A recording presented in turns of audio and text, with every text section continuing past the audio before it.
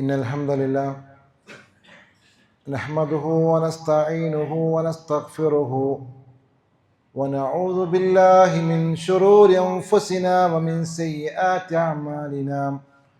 من يهده الله فلا مضل له ومن يضلل فلا هادي له.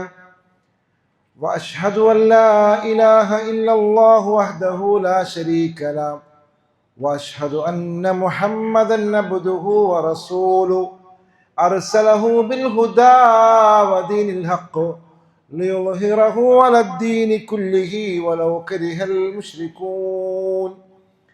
اللهم صل على محمد وعلى آل محمد كما صليت على إبراهيم وعلى آل إبراهيم في العالمين إنك حميد مجيد. اللهم بارك على محمد وعلى آل محمد كما باركت على إبراهيم وعلى آل إبراهيم إنك حميد مجيد. أعوذ بالله من الشيطان الرجيم. يا أيها الذين آمنوا اتقوا الله حق تقاته ولا تموتن إلا وأنتم مسلمون. يا أيها الناس اتقوا ربكم الذي خلقكم من نفس واحدة وخلق منها زوجها وبث منهما رجالا كثيرا ونساء واتقوا الله الذي تساءلون به والأرحام إن الله كان عليكم رقيبا. يا أيها الذين آمنوا اتقوا الله وقولوا قولا سديدا يصلح لكم أعمالكم ويغفر لكم ذنوبكم ومن يطع الله ورسوله فقد فاز فوزا عظيما.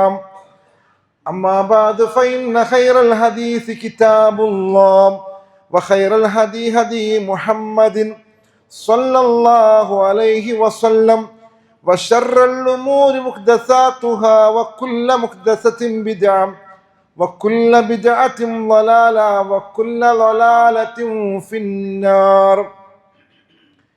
أعوذ بالله من الشيطان الرجيم.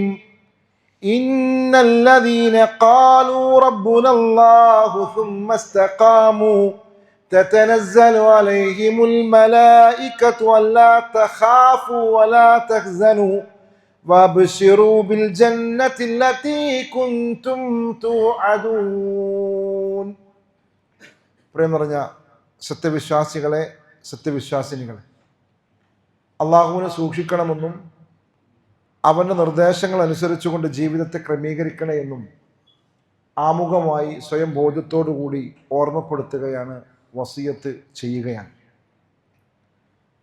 നമ്മുടെ ജീവിതം ദുനിയാവിലേത് ഏത് സമയത്തും അവസാനിക്കാമെന്ന് നമ്മളെല്ലാവരും മനസ്സിലാക്കിയിട്ടുണ്ട്. പിന്നീട് ദുനിയാവ് എന്തിനു വേണ്ടി എന്ന ചോദ്യത്തിനുള്ള ഉത്തരം അത് കൃത്യമായും നമ്മൾ ഓരോരുത്തരും നമ്മുടെ മനസ്സിനെ പറഞ്ഞു പഠിപ്പിക്കേണ്ടതുണ്ട്.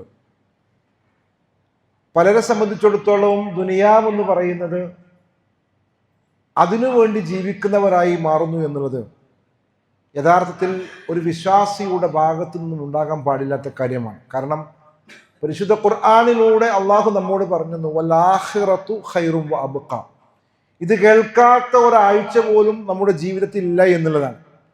അതായത് ദുനിയാവ് എന്ന് പറയുന്നത് അത് നശ്വരമാണ് എന്നും പരലോകമാണ് നമുക്ക് വരാനുള്ള ഏറ്റവും മരണമില്ലാത്ത അവസാനമില്ലാത്ത ലോകമെന്ന് പറയുന്നതും അതാണ് ബാക്കിയാവുന്നതുമെന്ന് കേൾക്കാതെ ഒരു വിശ്വാസി ഒരാഴ്ചയിൽ കടന്നു പോകുന്നില്ല എന്നുള്ളതാണ്.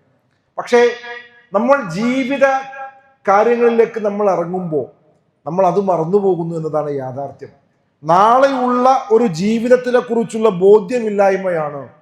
ഞാൻ ഒരു കച്ചവടം ചെയ്യുമ്പോൾ, ഞാൻ വേറെ ഏതെങ്കിലും ഒരു വിഷയത്തിൽ നിലപാടെടുക്കുമ്പോൾ ആ നിലപാടുകൾ നാളെ എൻ്റെ പരലോക വിജയത്തിന് വിജയകരമാണോ എന്നുള്ളതിനെ കുറിച്ചാണ് യഥാർത്ഥത്തിൽ ഒരു വിശ്വാസിയുടെ ചിന്തയിലേക്ക് കടന്നു വരേണ്ട ഒന്നാമത്തെ കാര്യം എന്ന് പറയുന്നത്.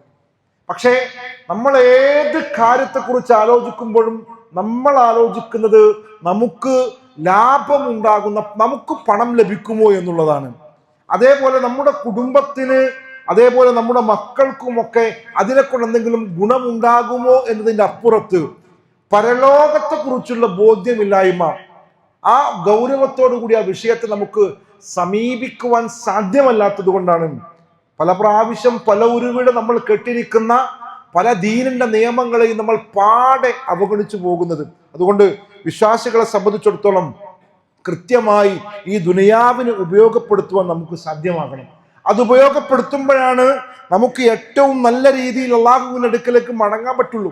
പരിശുദ്ധ ഖുർആനിൽ അള്ളാഹു സുബ്ഹാനഹു വ തആല നമ്മോട് പറയുന്ന ഒരു വാചകമുണ്ട്, ഇന്നല്ലദീന ഖാലൂ റബ്ബുനല്ലാഹ് സുമ്മ ഇസ്തഖാമു. ആരെങ്കിലും ഒരാൾ അള്ളാഹുവാണ് എന്ന്, അള്ളാഹുവാണ് എൻ്റെ രക്ഷിതാവ് എന്ന് പറയുകയും, പറഞ്ഞാൽ മാത്രം പോരാ, സുമ്മ ഇസ്തഖാമു, പിന്നീട് അവന്റെ ഓരോ നിലപാടുകളിലും ആ സൃഷ്ടാവിന്റെ ഇഷ്ടങ്ങൾക്ക് പരിഗണന കൊടുത്തുകൊണ്ട് അവൻ പോവുകയാണ് എങ്കിൽ തീർച്ചയായും അള്ളാഹു പറയുന്നുണ്ട്, അവന്റെ മരണസമയം എന്ന് പറയുന്നത് തതനസ്സലു അലൈഹിമുൽ മലായിക അല്ലാ തഖാഫു വലാ തഹ്സനു, മലക്കുകൾ അവന് സന്തോഷ വാർത്തയുമായി ഇറങ്ങുന്നുണ്ട്. അവനോട് പറയുമെന്നാണ്, നിങ്ങൾ ഭയപ്പെടേണ്ടതില്ല, നിങ്ങൾ ദുഃഖിക്കേണ്ടതില്ല, വബശിറൂ ബിൽ ജന്നത്തില്ലതി കുൻതും തുഅദൂൻ, അവന് വാഗ്ദാനം ചെയ്യപ്പെട്ടിട്ടുള്ള ആ സന്തോഷ വാർത്ത അവനെ അറിയിക്കുമെന്നുള്ളത് നമുക്ക് കാണാൻ സാധ്യമാകുന്നത്. പ്രിയമുള്ളവരെ, ആ രൂപത്തിൽ ഈ ദുനിയാവിൽ നിന്നും വിട പറയുവാൻ സാധ്യമാകുന്ന സാഹചര്യം നമുക്ക് ഉണ്ടാകണമെന്നുള്ളതാണ്. നേരെ മറിച്ചുള്ള ഒരു രംഗത്തെക്കുറിച്ച് അതും പരിശുദ്ധ ഖുർആൻ നമ്മോട് പറഞ്ഞു തരുന്നുണ്ട്. പരിശുദ്ധ ഖുർആനിലെ സൂറത്തുൽ അൻആമിന്റെ 93-ാമത്തെ വാചകത്തിലൂടെ അല്ലാഹു പറയുന്നുണ്ട്, വലൗ തറാ ഇദിൽ ളാലിമൂന ഫീ ഗമറാത്തിൽ മൗത്ത്, അവന്റെ ഒരു കുറ്റവാളിയുടെ മരണ സന്ദർഭം എന്ന് പറയുന്നത് ആ സന്ദർഭത്തിൽ നിനക്ക് കാണാൻ പറ്റും. വൽ മലായികതു ബാസിതു ഐദീഹിം അഖ്രിജു അൻഫുസകും അൽ യൗമ തുജ്സൗന അദാബൽ ഹൗനി ബിമാ കുൻതും തഖൂലൂന അലല്ലാഹി ഗൈറൽ ഹഖ് വകുൻതും അൻ ആയാതിഹി തസ്തക്ബിറൂൻ. അവനെ വളരെ പ്രയാസപ്പെടുത്തുന്ന രൂപത്തിലാണ് മലക്കുകൾ തിരിച്ചു വിളിക്കുക എന്നുള്ളതാണ്. അതിനെ, ആ വിഷയത്തിനെ വിശദീകരിച്ചുകൊണ്ടുള്ള മറ്റൊരായത്തുണ്ട്, വലൗ തറാ ഇദ് യതവഫല്ലദീന കഫറൂ അൽ മലായികതു യളറിബൂന വുജൂഹഹും വദ്ബാറഹും വദൂഖു അദാബൽ ഹരീഖ്.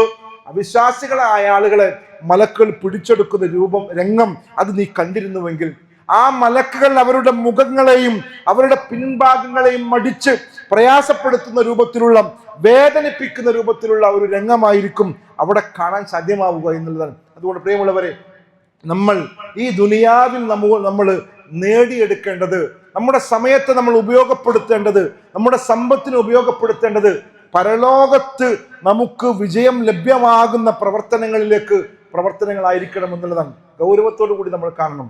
ഇപ്പോഴും നമ്മളെ സംബന്ധിച്ചിടത്തോളം ദുനിയാവിന്റെ സുഖങ്ങൾക്കപ്പുറത്തേക്കുള്ള ഒരു ചിന്ത പോകുന്നില്ല. നമ്മൾ മറ്റുള്ളവരെങ്ങനെ കുറ്റം പറയുക എന്നതിൻ്റെ അപ്പുറത്തേക്ക് നമ്മൾ നമ്മളെ കുറിച്ച് ആലോചിക്കുമ്പോൾ പോലും ദുനിയാവിന്റെ സന്തോഷങ്ങൾക്കപ്പുറത്തേക്ക് കാര്യങ്ങൾ കടന്നു പോകുന്നില്ല. മരണശേഷം ഖബറിലേക്ക് എത്തപ്പെടുന്ന അവസ്ഥയെക്കുറിച്ച് ഗൗരവകരമായി ചിന്തിക്കാൻ, അവിടെ ഞാൻ പ്രയാസപ്പെടുമോ എന്ന് ആലോചിച്ച് ഏതെങ്കിലും ഒരു തിന്മയിൽ നിന്നും മാറി നിൽക്കാൻ എനിക്കോ നിങ്ങൾക്കോ സാധിച്ചിട്ടുണ്ടോ? നമ്മൾ ആലോചിക്കുക, എത്ര റമദാനുകൾ നമ്മൾ കടന്നു പോയിട്ടുണ്ട്. നമ്മളൊക്കെ ഹജ്ജ് ചെയ്തവരുണ്ട്, ഉംറ ചെയ്തവരുണ്ട്, പല നന്മകളും ഒരുപാട് ചെയ്തവരുണ്ട്. പക്ഷേ നമ്മൾ ആലോചിച്ച് നോക്കൂ, നാളെ ഖബറിലേക്ക് എന്നെ ഇറക്കി വെച്ചാൽ അവിടെ എനിക്ക് പ്രയാസകരമല്ലാതിരിക്കാൻ വേണ്ടിയിട്ട്, എനിക്ക് ബുദ്ധിമുട്ടുകൾ ഇല്ലാതിരിക്കണം എന്നുള്ള ആഗ്രഹത്തോടു കൂടി ഞാൻ മാറ്റിവെച്ച ഒരു തെറ്റ് ഞാൻ പറയട്ടെ. നമ്മൾ ഓരോരുത്തരും നമ്മളോട് ചോദിക്കേണ്ട ചോദ്യമാണ്, ഞാൻ മാറ്റിവെച്ച ഒരു തെറ്റ്, എൻ്റെ ജീവിതത്തിൽ വന്നു പോയിട്ടില്ല, എൻ്റെ ജീവിതത്തിൽ ഉണ്ടായിട്ടില്ല, ഇന്ന തെറ്റ് ഞാൻ എന്താക്കിയിട്ടുണ്ട്, ഇന്ന നിലപാട് ഞാൻ മാറ്റിയിട്ടുണ്ട്. എന്തിനാ മാറ്റിയത്? എനിക്ക് മരണശേഷം പ്രയാസം ഉണ്ടാകാൻ പാടില്ല, എൻ്റെ ഖബറിൽ എനിക്ക് പ്രയാസം ഉണ്ടാകാൻ പാടില്ല, അള്ളാഹുവിന്റെ പരലോകത്ത് എനിക്ക് പ്രയാസം ഉണ്ടാകാൻ പാടില്ല, നാളെ നരകത്തിലേക്ക് വലിച്ചെറിയപ്പെടുന്നവരുടെ കൂട്ടത്തിൽ ഞാൻ ഉണ്ടാകാൻ പാടില്ല.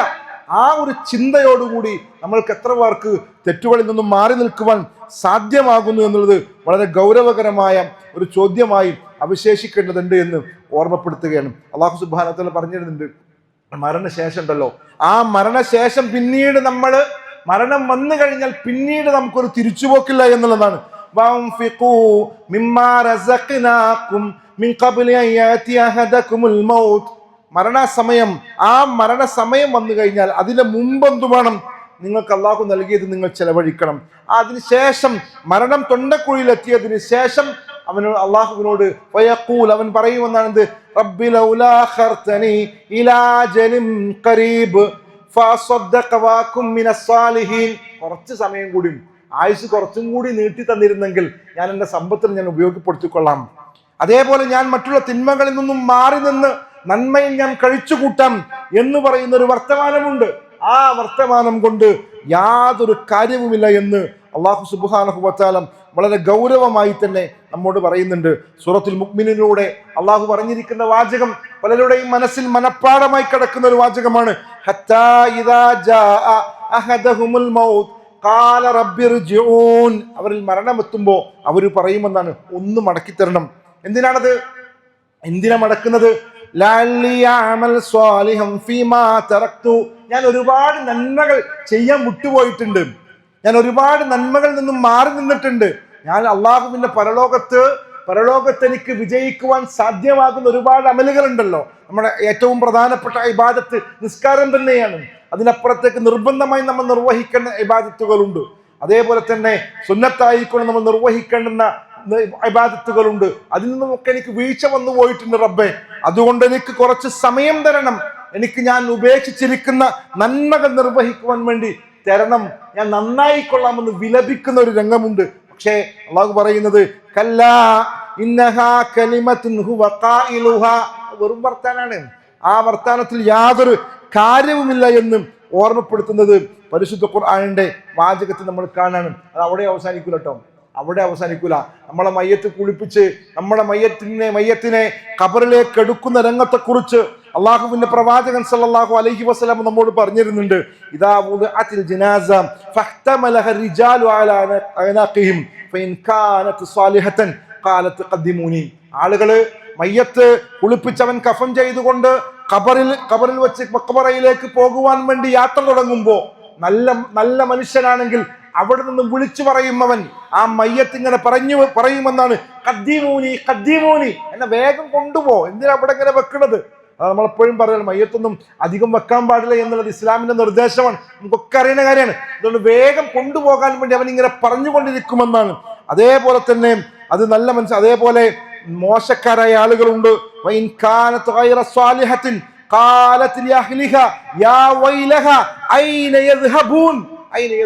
നിങ്ങൾ എങ്ങോട്ട് എന്നെ കൊണ്ടുപോകണമെന്ന് ചോദിക്കുന്ന ഒരു വിഭാഗം മയ്യത്തുകളുണ്ട്. ഏതാ മയ്യത്തെന്നറിയോ?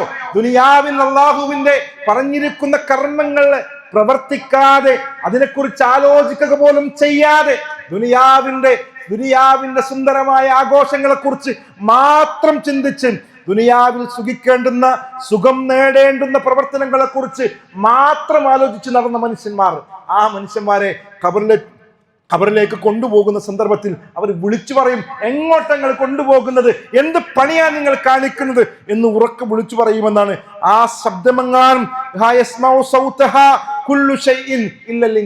എല്ലാവരും ആ ശബ്ദം കേൾക്കും, എല്ലാവരും കേൾക്കും. മനുഷ്യന്മാരൊഴികെയുള്ള മുഴുവൻ ജീവികളും ആ മയ്യത്ത് കട്ടിലിൽ കിടന്ന് ആർത്തു വിളിക്കുന്നത്, അട്ടഹസിക്കുന്നത് എല്ലാവരും കേൾക്കുമെന്നാണ് റസൂല് ഈ വാചകം പറഞ്ഞുകൊണ്ട് അവസാനിപ്പിക്കുന്നു. മനുഷ്യനെങ്ങാനും ആ ശബ്ദം കേട്ടിരുന്നുവെങ്കിൽ അവൻ ബോധരഹിതനായി പോകുമായിരുന്നു എന്ന് പ്രവാചകൻ സല്ലല്ലാഹു അലൈഹി വസല്ലം പറയുന്നുണ്ട്. ഓരോ രംഗവും പിന്നീട് കടന്നു വരുന്ന, അവൻ അഭിമുഖീകരിക്കേണ്ടി വരുന്ന ഓരോ രംഗത്തിലും നമുക്ക് കാണാൻ സാധ്യമാകുന്നത് അവന്റെ വിലാപത്തിന്റെ രംഗമാണ്.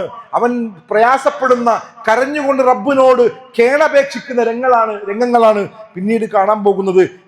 അവന്റെ നന്മകളും തിന്മകളും മുഴുവനും രേഖപ്പെടുത്തി വെച്ചൊരു ഗ്രന്ഥമുണ്ടല്ലോ, ആ ഗ്രന്ഥം അവന്റെ കയ്യിലേക്ക് കൊടുക്കുന്നതിനെ കുറിച്ചും സൂറത്തുൽ കഹ്ഫിന്റെ 49-ാമത്തെ വാചകത്തിലുണ്ട്.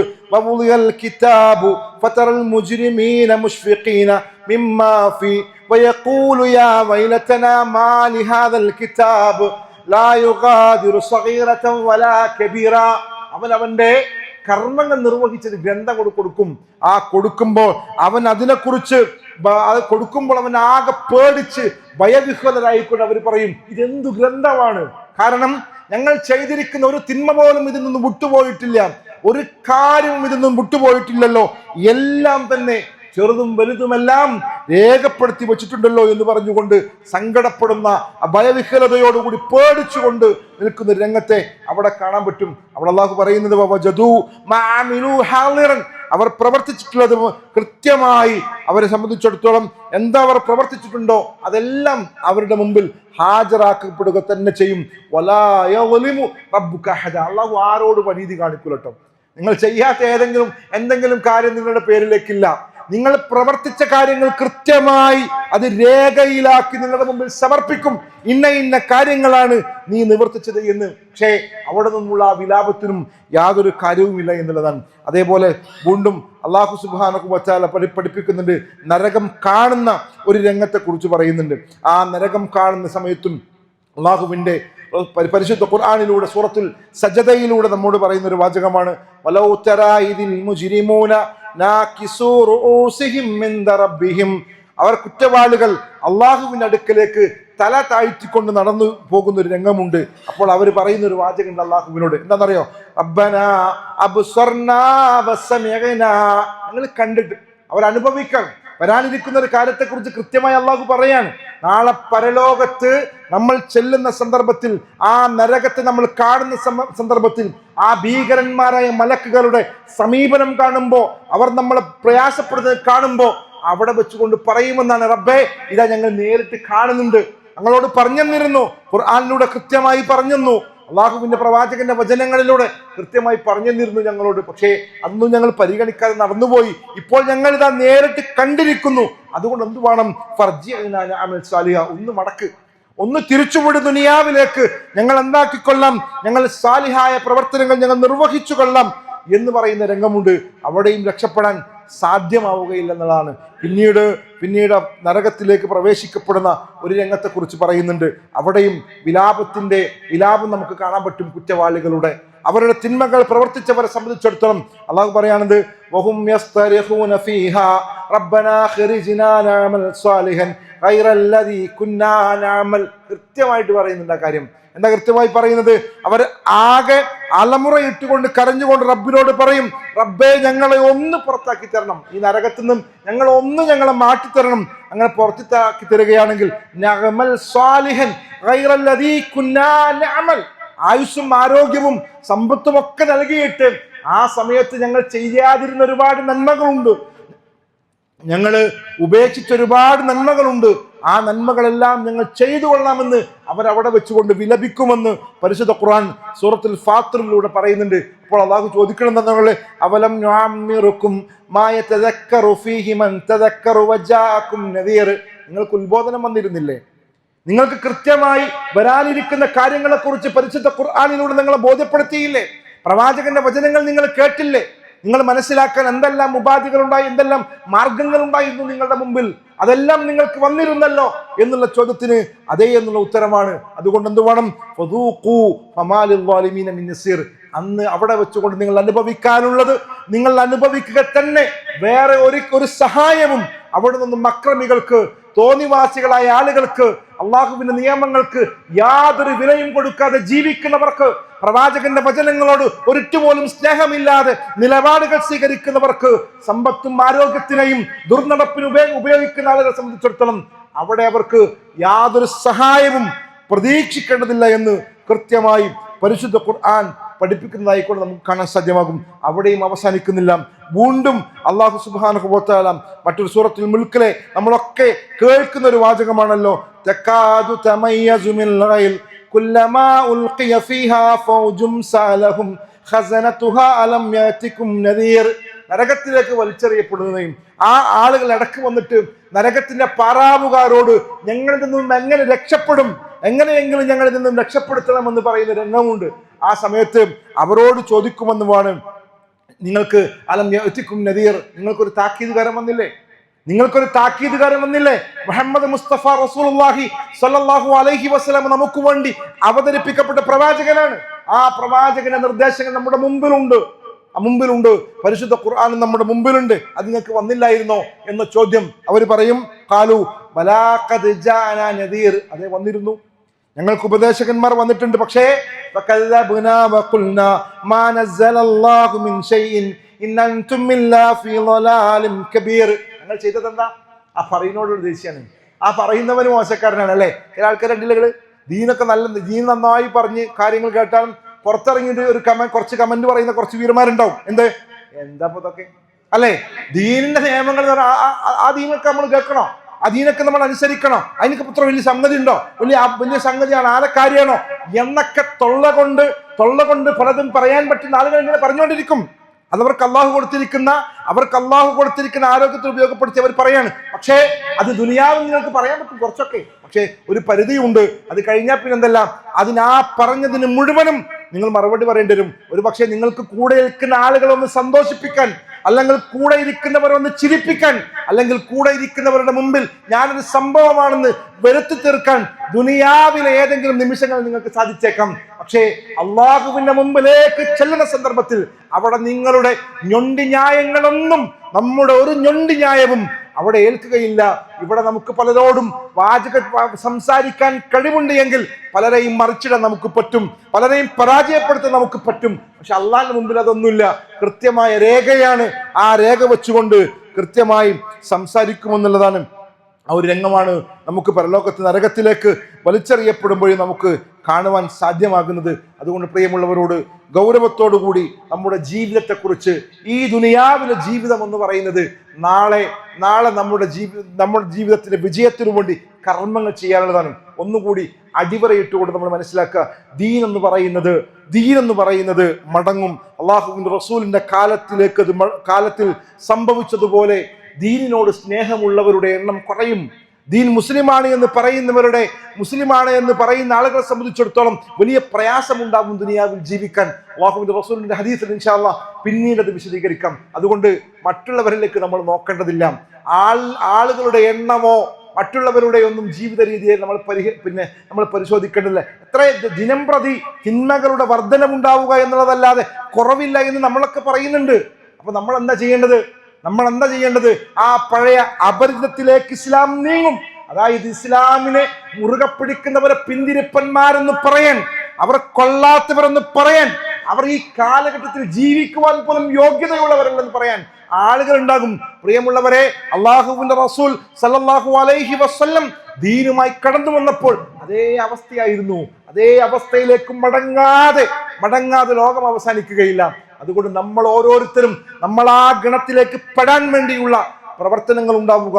അതിന് തൗഫീഖ് അല്ലാഹു സുബ്ഹാനഹു വ തആല നമുക്ക് എല്ലാവർക്കും നൽകി അനുഗ്രഹിക്കുമാറാകട്ടെ.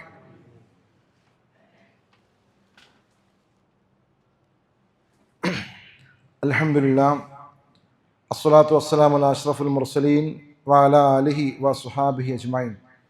അള്ളാഹുവിനെ സൂക്ഷിക്കണമെന്നും അവൻ്റെ നിർദ്ദേശങ്ങൾ അനുസരിച്ചുകൊണ്ട് ജീവിതത്തെ ക്രമീകരിക്കണമെന്നും ഒരിക്കൽ കൂടി ഓർമ്മപ്പെടുത്തുകയാണ്, വസിയത്ത് ചെയ്യുകയാണ്.